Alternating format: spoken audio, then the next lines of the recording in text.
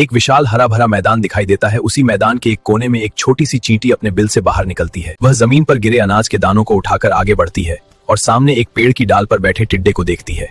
पेड़ की डाल पर बैठा हरा टिड्डा मस्ती से गाना गा रहा है। नीचे से चींटी भारी दाना उठाकर गुजरती है। टिड्डा हंसते हुए कहता है, अरे चींटी, इतनी मेहनत क्यों?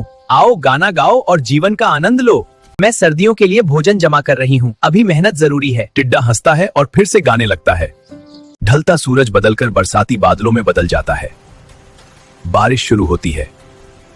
चींटी बारिश में भी दाने उठाकर अपने बिल की ओर जाती रहती है। कीचड़ में फिसलते हुए भी वह हार नहीं मानती।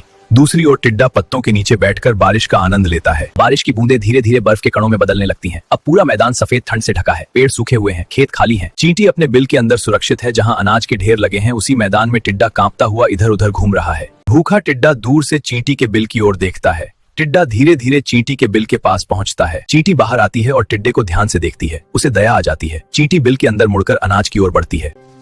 मेहनत कठिन होती है, लेकिन वही हमें कठिन समय में बचाती है। अब मैं कभी आलसी नहीं बनूंगा। बसंत आ चुका है। वही मैदान फिर से हरा भरा है। अब टिड्डा भी चींटी के साथ दाने इकट्ठा कर रहा है। मेहनत और ईमानदारी में ही सच्ची खुशी और सफलता होती है। इस कहानी से हमें यह सीख मिलती है कि जो समय रहते मेहनत करता है, वही भविष्य में सुखी रहता है।